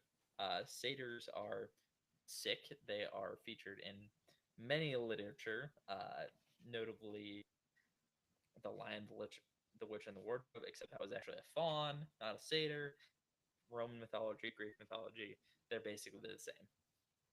Um,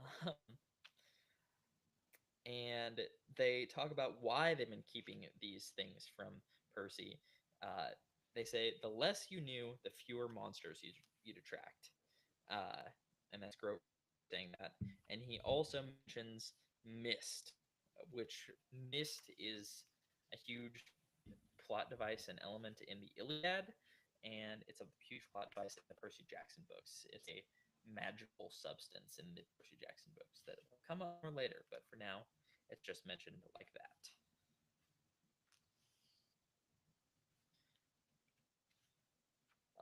Percy continues to they continue to drive down the road. There's a sign for pick your own strawberries, which is cool. They Percy also mentioned he doesn't have an imagination and he can never dream up something as weird as what is going on right now, which is a little bit of foreshadowing that his dream from the night before is more than just a weird dream, a weird dream. It might be something foreshadowing what is going on or something that is happening. In the summer camp, and that is where they are going. Um, and Percy's like, why? Like, his mother said, "You're in danger," And he's like, because these old ladies cut yarn? Like, what does that have to do with anything? And Grover says, those weren't just old ladies, those were the fates. Uh, and Grover and Percy have a grammatical debate about what Grover said, very relatable. Um, and there is a Grover once, now Percy's the one who's gaslighting Grover, or no, Grover's gaslighting Percy again about what he said. Um, Chronic gaslighter Grover, uh, and Sally swerves to avoid a dark, fluttering shape that was now lost behind them in the storm, and they're trying to make it just another mile, and they're on an empty stretch of countryside in Long Island. And Percy realizes to himself now that Mrs. Dodds really hadn't been human. She had been trying to kill him. And Mr. Brunner and the sword must have been real too. So Percy is just like floored by that. He is like, oh man, I for one, these people really have been gaslighting me. That's crazy. And also, uh, that's also bad because these like mythological creatures were trying to kill me. This is not good. And the hair on the back of Percy's neck stands up, and their car gets struck by lightning. And that's crazy. If you think about the title to the book, The Lightning Thief, um, it's an interesting something going on there. That it could be something. Uh, Percy, so they crawl out of the car and they see a dark silhouette of a huge guy, like a football player, with a fuzzy blanket wrapped around his head, uh, like that made it look like he had horns. And Percy is trying to get up, get away, and uh, he sees a huge White House-sized Christmas tree on the tree, and his mom says, "Okay, you need to get up to that Christmas tree because that's the property line." Did you have something to add, Blake? I was just, are we? Yeah, because this is still going to be housed in the same chapter. I was trying to think to myself, like how far in we can go. But yeah, the silhouette is revealed to be a very famous Greek mythological creature. And creatures, I think, are kind of the coolest thing about Greek myths in general. I think pretty much, I guess I can't say every, but like a lot of the of my favorite anyway, like Greek mythological stories involve the hero initially defeating a Greek mythological monster of some kind. Famous examples are like Theseus and the Gorgon, or no, I'm sorry, Theseus did the Minotaur. Was It was Perseus did the Gorgon. Perseus and the Gorgon. What's the other one? Bellerophon did the Chimera, and like Hercules did the Nemean cestus, or the Nemean lion. And so like again, we're kind of like heroes journeying Percy in this moment where he's being put up against his first like major mythological creature, major mythological threat. Yeah, and so it's firmly through the first threshold. Like if you're looking at the classic hero's journey, Percy is firmly through it, and he is in this magical world now. And his mom is telling him, "Hey, just leave me behind. You and Grover need to be line." And she says, I can't go across the property line, but Percy insists on uh, he's like, "Hey, I'm not leaving you and Grover here." Uh, like he is being very heroic, and he like she is telling him to go, and he refuses to leave anyone behind, which is incredibly heroic of him. And he is trying to. She says, "Okay, what we're gonna do? Classic move. We're gonna just sidestep it, nice and easy." Um, as someone who has had experience trying to run away from bulls in my life, it is not that easy. I will say, not as easy just to sidestep one when they're running at you, especially when they are on dexterous human bottom feet. But all that aside, um, And a famously wide set of horns to catch you with. Exactly. Yeah. Not the easiest. Blake, do you want to continue summarizing for a little bit? Yeah, officially reveal the mist clears and the giant body of a minotaur, a half man, half bull creature, emerges from the mist. They attempt to sidestep this monster and make a break for it, and this thing snatches up Percy's mom and squeezes her into golden space dust. Yeah. So Percy is experiencing immediate stakes from not telling his mom and from ditching Grover. Like he is immediately met with the consequences of his actions there.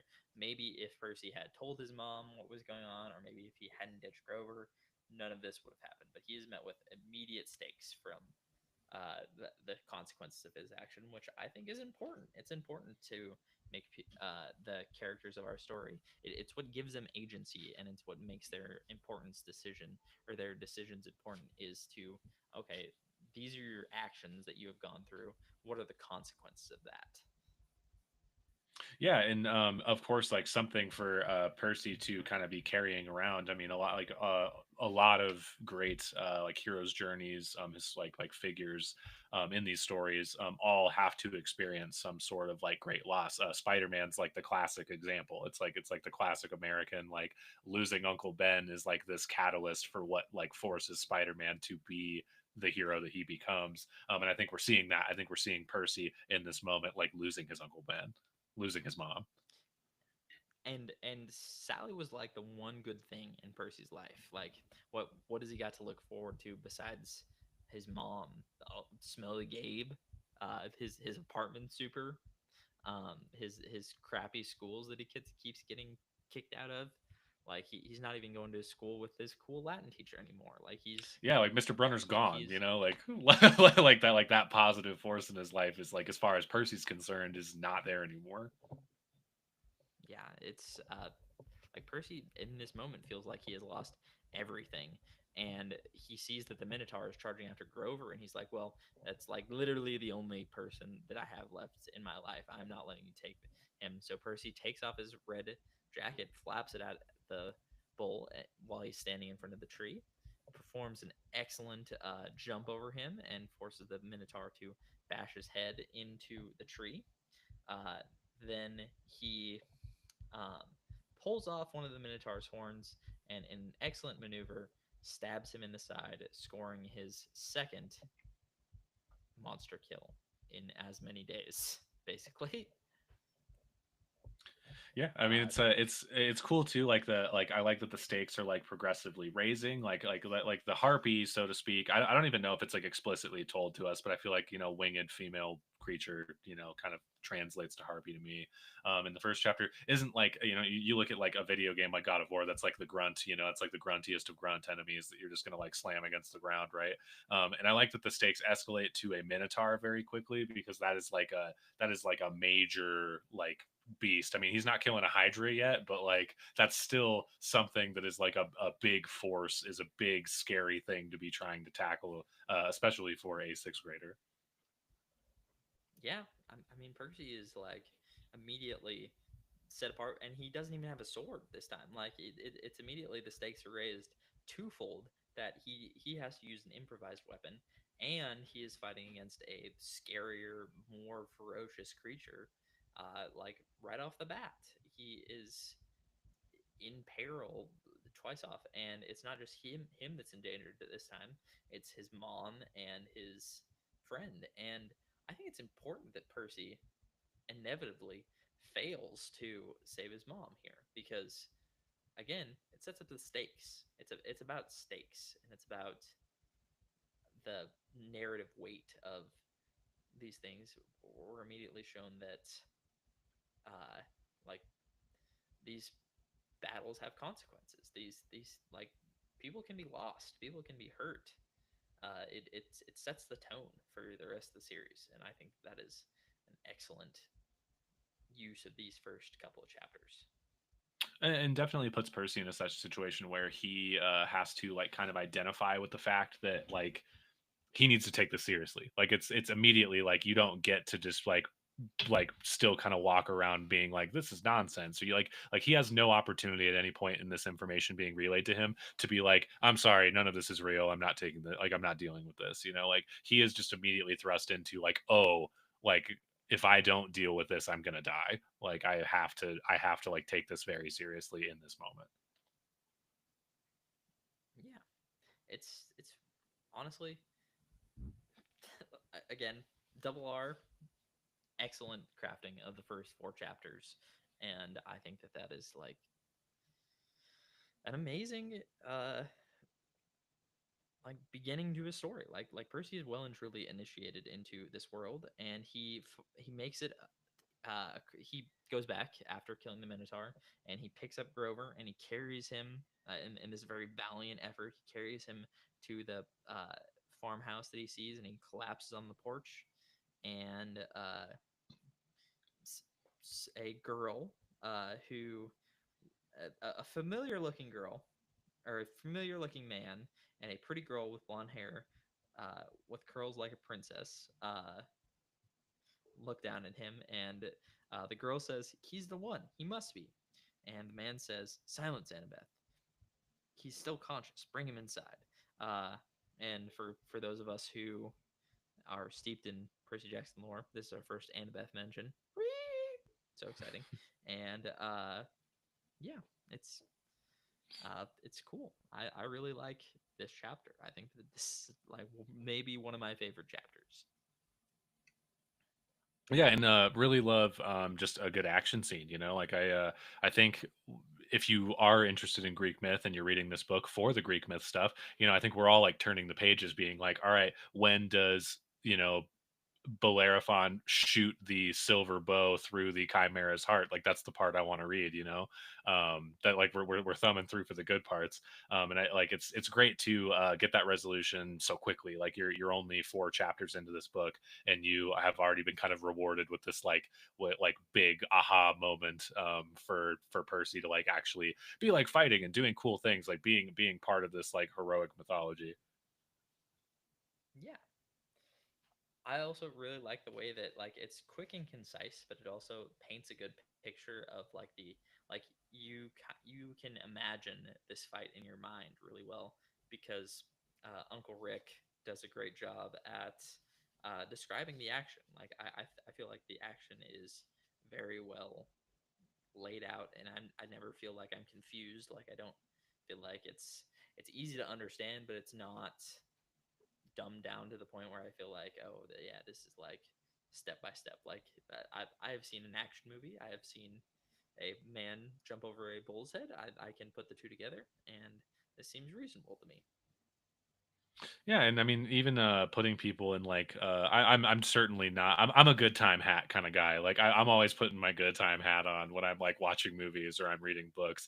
I don't really get try. I really try to not get caught up in like the logistics of things, being like, oh well, that couldn't happen, or this person couldn't do that, or whatever. Because for me, it's like you're. I feel like you're depriving yourself of a good story if you're constantly like trying to kind of plot hole and be like, could a sixth grader flip over a minotaur?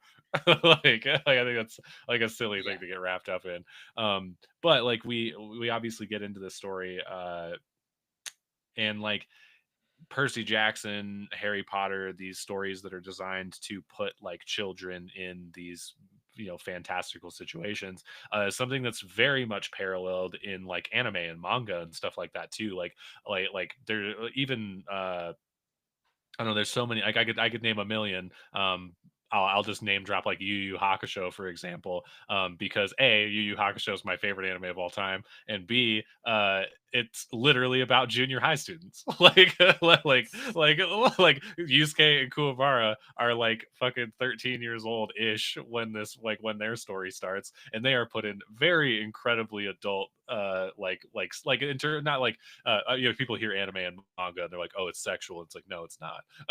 It's it's they're put in these like adult high stakes situations where like life and death is on the line very quickly in their journey, and so I think it's like if you have to like bat your eye at Percy Jackson for being a story about a sixth grader, you also but you are like a consumer of like anime, you probably need to like reevaluate like your perceptions of things. Because also, Just I think a lot of these stories, like I myself even will sometimes read books like these and just kind of automatically age the characters up in my brain. Like I will just kind of be like reading the story and kind of forget that these people are the ages they are. And I don't think that's well, yeah. necessarily if it's helping your enjoyment of the read. I don't think that's necessarily like a thing, like a habit you should try to break or anything. No, and like Percy is put in very adult situations. Even like he's having to deal with very adult situations at home, from a too young of an age already, despite being also thrust into these mythological battles and literally having to fight for his life. So like he's not only having to deal with that in the mythological world, but also in the real world too. And so he is probably more mature than his age would suggest.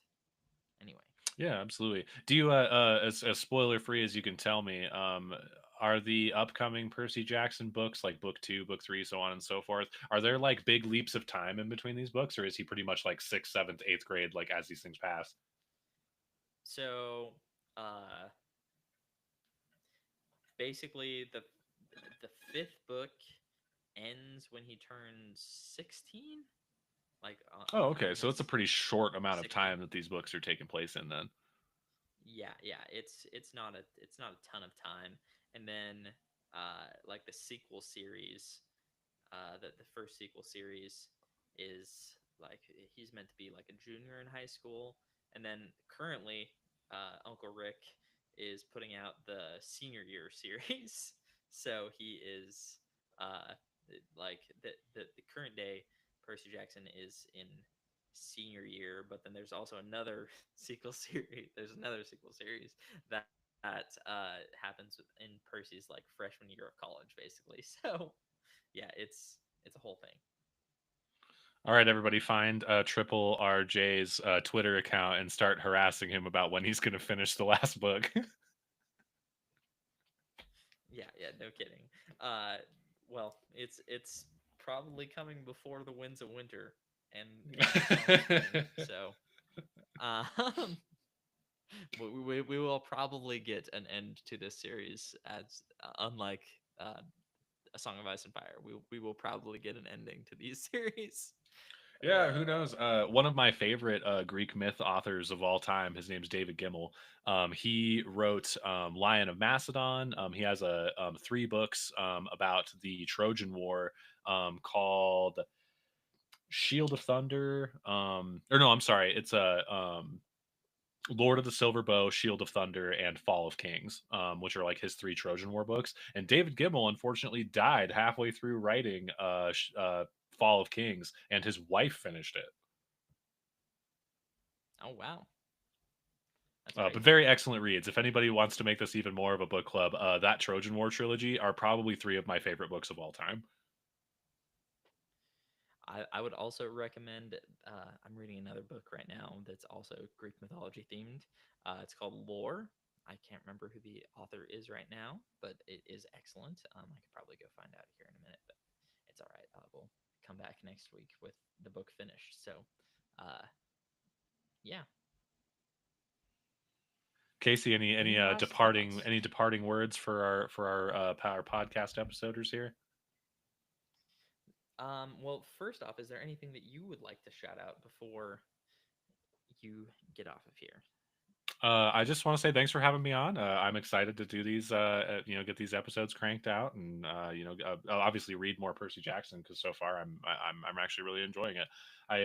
Me not being a particularly interested Harry Potter reader, I read the first book. I can't even remember the name of it because I'm that disinterested. But I read like half of Chamber of Secrets, and I was like, I can't do this. I'm just not into it. And granted, I don't know, I was probably in like the 8th grade when I read those books.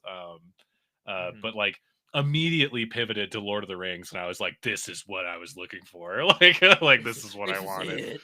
Yeah, I Yeah. like finished Fellowship, immediately cracked Two Towers, was like, yep, this is what I was looking for. This is what I wanted all along. But Well, yeah, Percy Jackson. I kind of like when you had approached me about the idea for this podcast. I was like, I can give these a quick read. Like they're going to be easy, and I can blow through them. Like even if I don't like them that much, I'll be able to power through them. But I am very surprised how much I am enjoying reading them. I'm actually like it probably helps that I'm already very Greek mythologically interested. It's probably like doing a lot of heavy lifting for me. But I would say Triple RJ's got me. He hooked me in 3 chapters very easily, and I'm excited to read more. There we go. Our glowing endorsement of Uncle Rick's seminal work. I'm so happy that you came on the podcast, Blake. I really appreciate you taking the time to nerd out with me about Greek mythology and about the Percy Jackson books. I would like to thank everyone who is listening right now. Please be sure to follow us on all of our social media accounts at the Oracle Podcast, all over Twitter and Blue Sky and Instagram. I'm not on Facebook yet because I can't deal with Facebook. and It's yeah, it's and we tough. have yeah, and we have a Reddit thread and we have a Discord server. So please, if you have any questions, please hit me up and I will direct you to all the things. The link will be in the description of everywhere eventually. It might not be there yet because I haven't finished setting everything up yet, but eventually there will be links in the descriptions everywhere. So be looking forward to those.